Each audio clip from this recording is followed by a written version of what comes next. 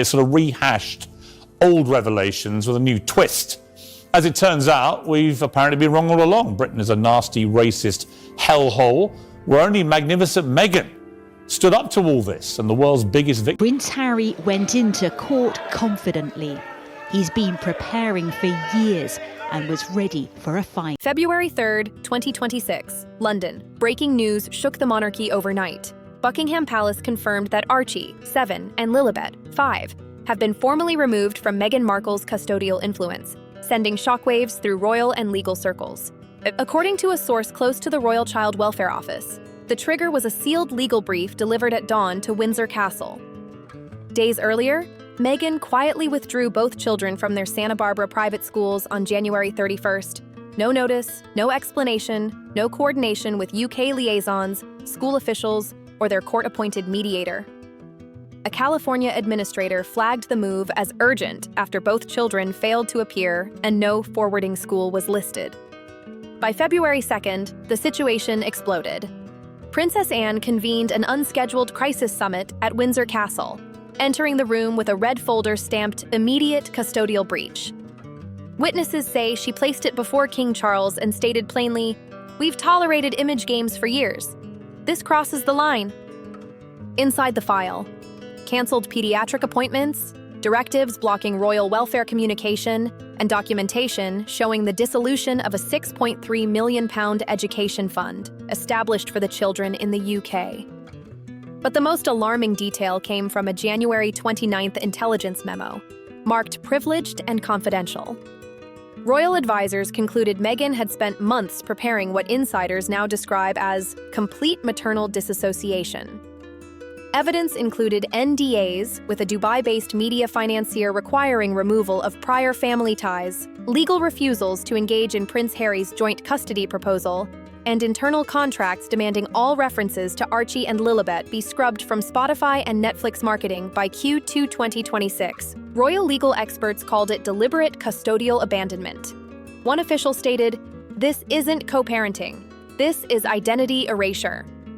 Princess Anne moved fast, authorizing Duchess Sophie of Edinburgh to activate emergency custodial safeguards and open a formal disengagement file, now filed under joint UK and California jurisdiction. That same afternoon, Prince William abruptly left an economic summit in Manchester and rushed to Windsor. After reviewing the red folder, he reportedly said, "This isn't about Meghan anymore. This is about the survival of 2 children." By nightfall, William and Anne ordered a full royal crisis briefing. Their objective was clear: remove all custodial access, physical, legal, and symbolic. At dawn on February 3rd, Prince William formally invoked Appendix 4 of the Royal Succession Stabilization Act, marking the first time the Crown moved to establish structural guardianship over royal minors, not for punishment, but protection. A clause untouched since the abdication crisis of King Edward VIII was suddenly activated. Its language is blunt. When royal minors face erasure or displacement, the Crown assumes structural guardianship to protect stability, heritage, and sovereign continuity. The council vote was unanimous, and what followed sent shockwaves straight through Meghan's world. Step 1. Passport freeze. All international travel rights for Archie and Lilibet were immediately suspended.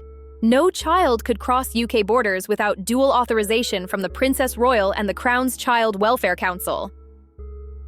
Step 2. Commercial lockdown. All usage of the children's names, likenesses, and Royal Sussex branding was frozen for 5 years under the Windsor Privacy Act. No deals, no branding, no loopholes. Step 3. The Royal Restoration Fund. Prince William authorized a £12 million trust to cover emotional recovery, private education, and reintegration care. This wasn't a press move. It was a dynastic firewall, built fast and without apology. For Meghan Markle, the fallout turned brutal. Palace sources say her quiet school withdrawal triggered a dormant legal mechanism, the Royal Guardianship Protocol, a safeguard last invoked during wartime. Within hours, Princess Anne called an emergency meeting at Sandringham, attended by senior legal advisors and Prince William, with the focus crystal clear: jurisdiction and child welfare. Insiders claim Meghan's move was the opening act of a media repositioning play. A solo parent narrative had been pitched overseas, with the children shifted from heirs to brand symbols. but the Crown had already seen it coming. A sealed dossier submitted to the Privy Council revealed audits of attempted monetization, trademark filings using the children's names, and PR metadata linked to upcoming branded product lines inspired by royal legacy. That ended everything. Princess Anne's response was immediate. The House of Windsor will not permit the commercial exploitation of children born into this institution. Banking regulators froze accounts tied to Meghan's holding structure within hours. The digital cleanup followed fast. Spotify erased archived references. Netflix pulled promotional thumbnails tied to family branding. Legal teams cited court proceedings. Royal sources confirmed invocation of international digital identity protection protocols. Prince Harry wasn't spared. His request to retain temporary custody rights was denied due to travel limits, residency uncertainty, and lack of stable income. He never saw it coming. The final notice arrived by royal courier. Custody, guardianship, and protection now fall solely under Crown protocol. No emotion, no debate, just finality. Meanwhile, Catherine reorganized her schedule to oversee Lilibet's emotional support plan, assigning a trusted Welsh nanny and encouraging integration with George and Charlotte. One image said everything. Lilibet holding Charlotte's hand, leaving Windsor Chapel at candlelight. A single image was released to the press. No caption, no commentary, just the future walking forward together. As of February 3rd, Meghan Markle remained unreachable, her team issuing only one vague statement about privacy. The silence said everything. Inside the courtroom on February 1st, 2026, the air went dead quiet as the judge delivered a historic ruling. Meghan Markle was officially stripped of any remaining custodial influence over Archie and Lilibet. She was absent from the hearing, having withdrawn from further participation, according to her legal team. But her absence echoed louder than any argument. Moments later, Princess Anne acted. During a rare live statement from St. James's Palace, she declared, "All formal influence Meghan Markle may claim over Windsor children is void. The Crown no longer recognizes maternal privileges previously extended." The message was sharp and final. The ruling triggered immediate fallout. First, an £8 million trust Meghan had established, allegedly for the children's international independence, was frozen, then quietly dismantled. Palace accountants confirmed none of the funds were protected under sovereign guidelines.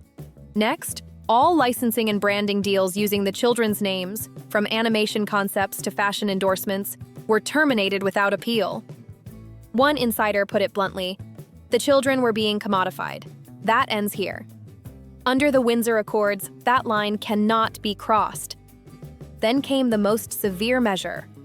By direct order of Prince William, both children's UK passports were locked under royal security custody. They are now prohibited from leaving the country until age 16 without Crown-approved guardianship. Sources confirm William personally invoked a sealed Edwardian protocol, dormant since 1936, granting the heir temporary guardianship during familial instability. Princess Catherine stepped into a role unseen since the post-war era. She is now overseeing Lilibet's emotional and educational care, with the child residing at a private Surrey estate. A royal nanny revealed quietly, "She trusts Catherine completely. Stability has replaced chaos." Across the Atlantic, the fallout was brutal. Netflix paused negotiations, Spotify scrubbed archived mentions of the children, talent agencies began distancing themselves fast. In Beverly Hills circles, Meghan was suddenly labeled a high-risk liability. As for Harry, insiders say he's struggling deeply. Currently separated from Meghan, he's reportedly begged William for a private visit with the children, without her present. One source said it plainly. He knows this may be his last chance. The final question now haunting both palaces and Hollywood alike is unavoidable. Why were all traces of the children erased from Meghan's media footprint days before the ruling? What sealed evidence did William submit to the Privy Council? And why are top industry figures suddenly backing away in silence? At exactly 10 a.m., Princess Anne rose for her second briefing in under 48 hours. Her tone was clinical. "We are no longer dealing in hypotheticals. Archie Harrison and Lilibet Diana have been placed in emotional jeopardy through conscious disengagement. The protocol had been breached, and the Crown had taken control. The courtroom fallout echoed across the Atlantic. Within hours of the ruling, Meghan Markle was photographed aboard a luxury yacht in Doha, champagne in hand beside a Middle Eastern media tycoon. The image screamed freedom and power, but inside Windsor, it was read very differently. Abandonment wrapped in couture. According to an internal briefing submitted by Princess Catherine, Meghan had failed to respond to 3 urgent welfare notices concerning her children. One flagged Archie's sudden withdrawal from classroom participation. Another detailed Lilibet's recurring night terrors and distressing drawings. There was no reply, not even a digital acknowledgement. When Prince William addressed the committee, his anger was measured and lethal. "We are no longer discussing reputation," he said. "We are confronting decay. Children of this lineage are not branding tools to be discarded when inconvenient." Then came the document that changed the room. A sealed affidavit from a former Sussex staffer quoted Meghan directly, just days before she disengaged from parenting duties. "Let the Crown raise them. I have an empire to rebuild." That sentence detonated the room. Prince Edward later told aides he had never seen William like that, not even during the Netflix fallout. This wasn't just about Archie and Lilibet. It was about George, Charlotte, and Louis. A line had been crossed. Meghan's legal team responded with a cold, technical statement, rejecting the UK's findings as non-binding under California law.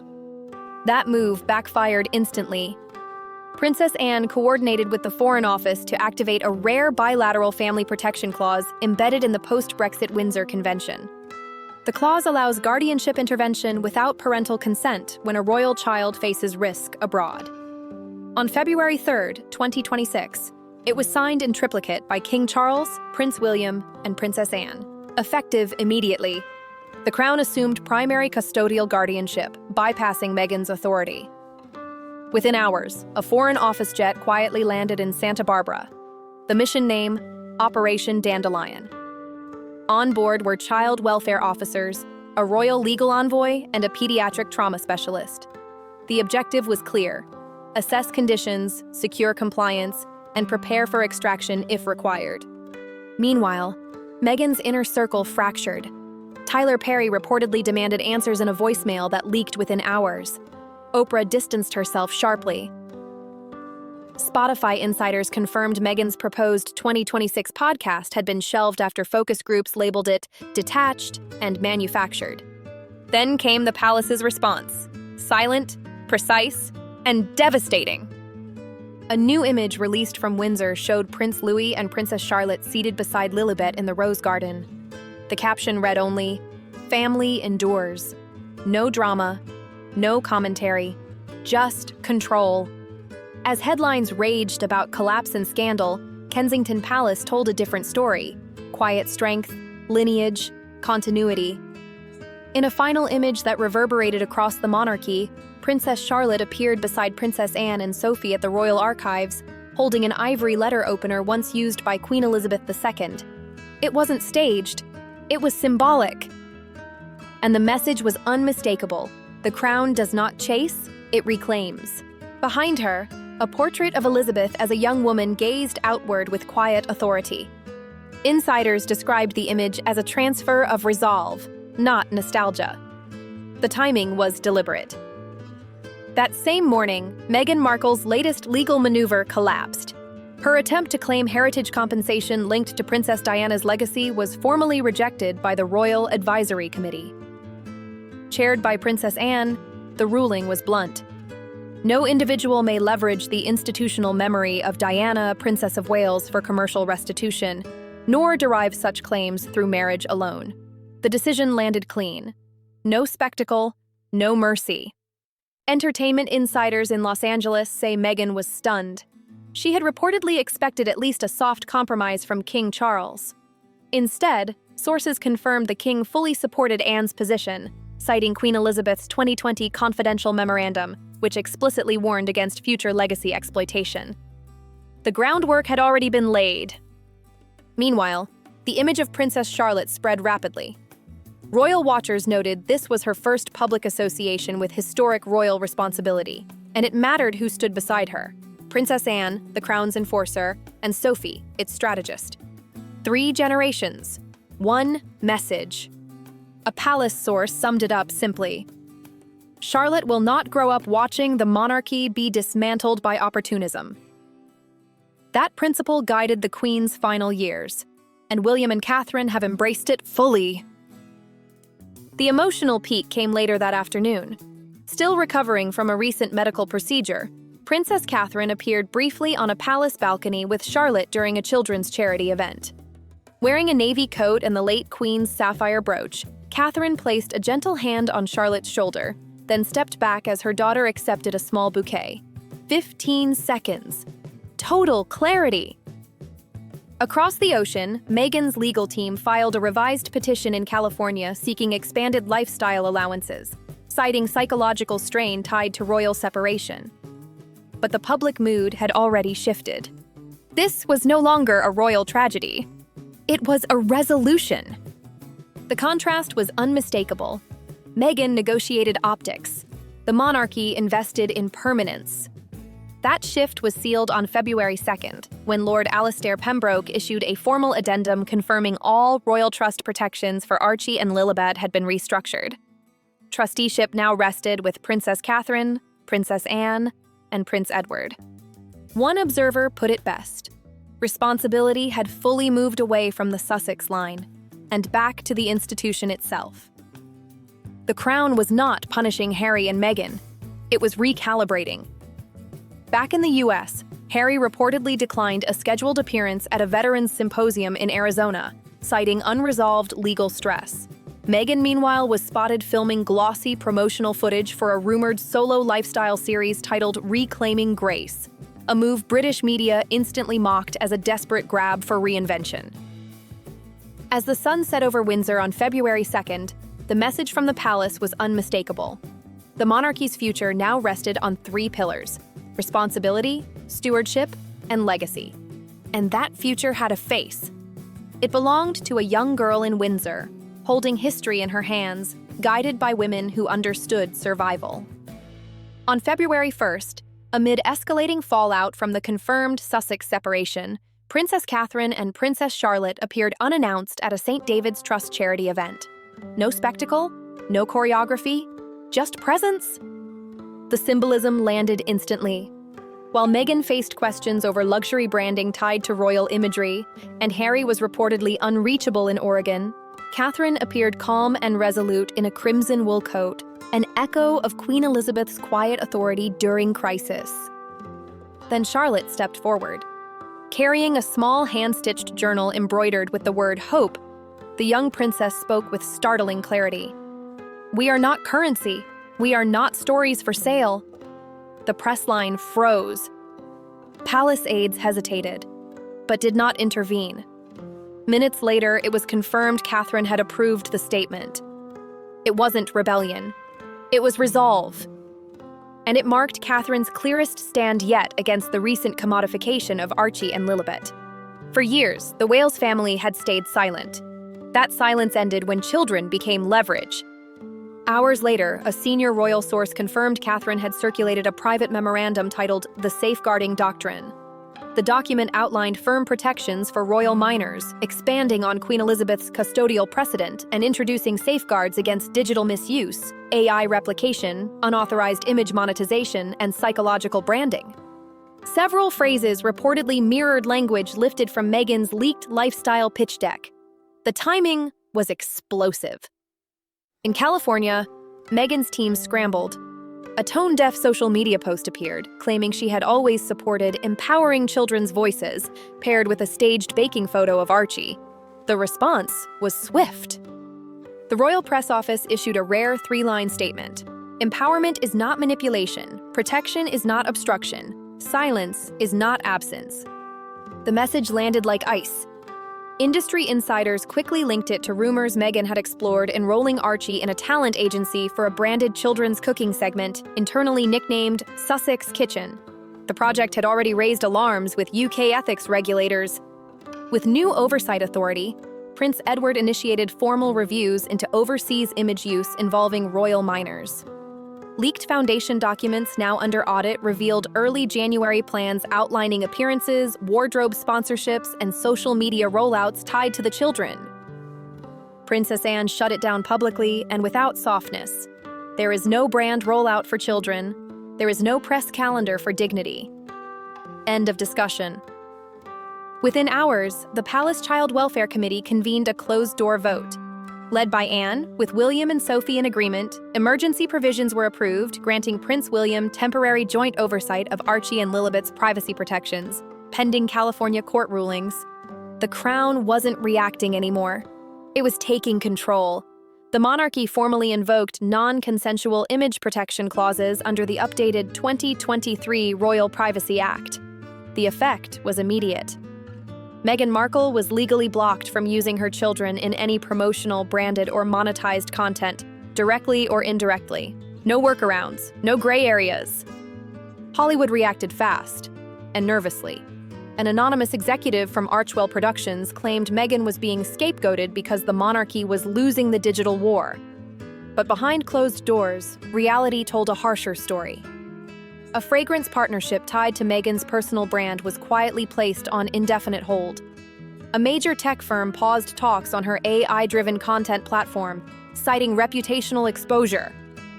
At the same time, Princess Charlotte's short statement went global, translated into 22 languages in under 48 hours.